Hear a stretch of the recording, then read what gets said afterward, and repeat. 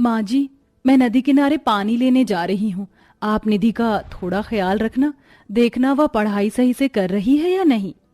हाँ हाँ, जा, मैं अपनी पोती का ख्याल खुद रख लूंगी।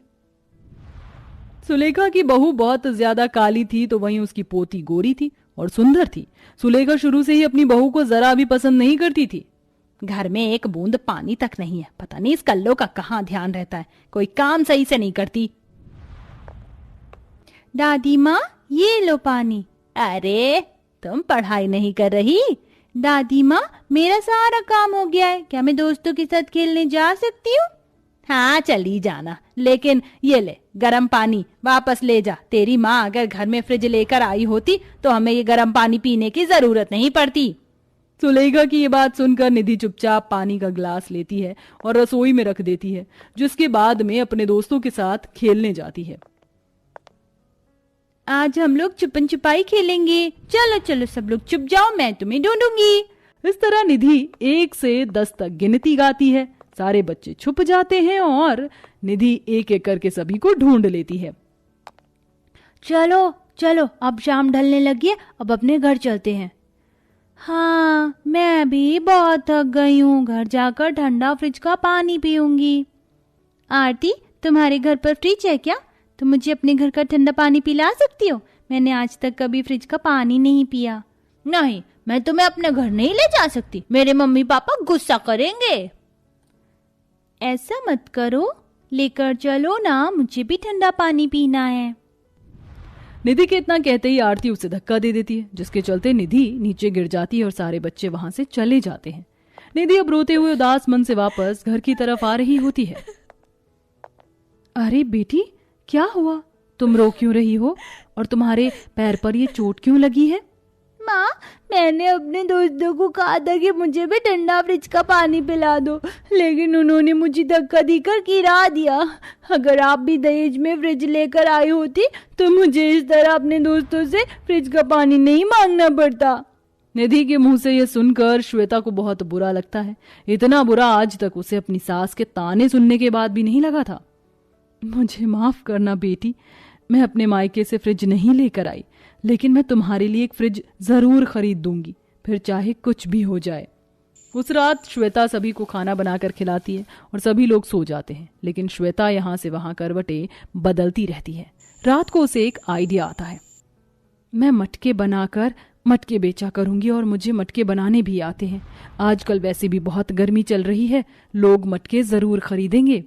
अगले दिन जैसे ही सवेरा होता है, श्वेता घर के सारे काम करती है और उसके बाद वह खेतों से चिकनी मिट्टी लाकर उससे मटके बनाना शुरू कर देती है। बहुत तेज धूप के चलते मटके बहुत जल्दी सूख जाते हैं, जिसके बाद श्वेता एक टोकरी में मटके भरकर गली गली बेचने जाती है। मटके ले लो मटके, मिट्टी के मजबूत मटके।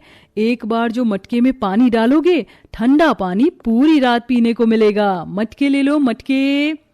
इस तरह श्वेता एक गली से दूसरी गली तक आवाज लगाते हुए चलती जाती है, पर उसके मटके कोई नहीं लेता। ऐसे ही एक दिन बीत जाते हैं। कभी कोई मटका खरीद लेता है तो कभी कोई लेता ही नहीं। धीरे धीरे मटके बेचकर उसके पास कुछ पैसे जमा तो होते हैं, लेकिन फ्रिज खरीदने लायक पैसे अभी भी नहीं थे।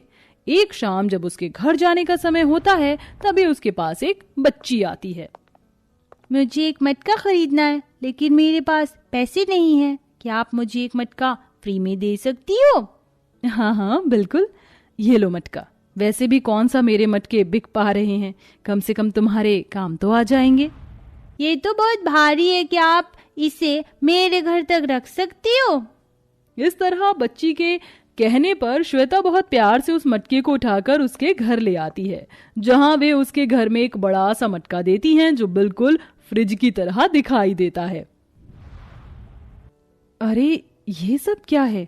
ये बड़ा मटका फ्रिज की तरह क्यों दिखाई दे रहा है, मानो जैसे कोई फ्रिज रखा हो। काली बहू के इतना कहते ही वो बच्ची एक देवी के रूप में बदल जाती है। अरे देवी माँ स्वयं आप, मैं तो धन्य ही हो गई कि मुझे आपके दर्शन हो गए। तुमने मुझे बहुत प्रसन्न किया। तुम्हारा रंग भले ही काला है, पर पानी की ही तरह तुम्हारा दिल बहुत साफ है। मैं कई वक्त से किसी भले इंसान को ढूंढ रही थी। जिसे मैं ये जादुई मटका फ्रिज सौंप सकूं। सो तुम मुझे मिल गई, मुझे बहुत अच्छी लगी। इस जादुई मटके फ्रिज से तुम्हारी सारी गर्मी वाली परेशानियां दूर हो जाएंगी। ये सुनते ही काली बहू हैरान रह जाती है। उसकी आंखों में आंसू भर आते हैं और वह देवी माँ का शुक्रिया अदा करती है। देवी माँ, मेरे ऊपर इतना बड़ा उपकार करने के लिए आपका बहुत शुक्रिया। मैंने अपनी बेटी को वादा किया था, आखिरकार अब मैं उसे फ्रिज दे ही दूंगी। काली बहू की आवाज सुनकर देवी माँ उसे बड़े मटके फ्रिज को छोटे मटके में बदलकर श्वेता को सौंप देती हैं। बस अब तुम्हें इस मटके फ्रिज को ले जाकर अपने घर रख देना है और जब तुम्हें फ्रिज चाहिए हो तो तुम्हें बस इतना कहना है कि ए जादुई मटके फ्रिज में बदल जाओ। तुम्हारे इतना कहते ही ये छोटा सा मटका विशाल मटका फ्रिज बन जाएगा और इसी के चलते तुम्हारे घर में कभी गर्मी नहीं होगी। काली बहू ये सुनकर देवी माँ के सामने खड़ी रह जाती है और उसी वक्त देवी माँ वहां से गायब हो जाती हैं। अब श्वेता जादुई मटके को अपने घर ले आती है। माँ, आपने तो कहा था कि मैं बहुत जल्दी घर में फ्रिज लेकर आऊंगी। आज आपको 2 हफ्ते हो गए, लेकिन आप मेरे लिए फ्रिज नहीं लेकर आई। तुम्हारी माँ तुम्हारे लिए फ्रिज लेकर आई है। ये देखो जादुई मटका फ्रिज। अब इसका कमाल देखना। ए मेरे जादुई मटके एक फ्रिज में बदल जा। इतना कहकर श्वेता उसे जमीन पर रख देती है। देखते ही देखते उस मटके से रोशनी निकलती है और वह मटका विशाल फ्रिज मटके में बदल जाता है। ये देखकर निधि हैरान रह जाती है और साथ में सुलेखा भी।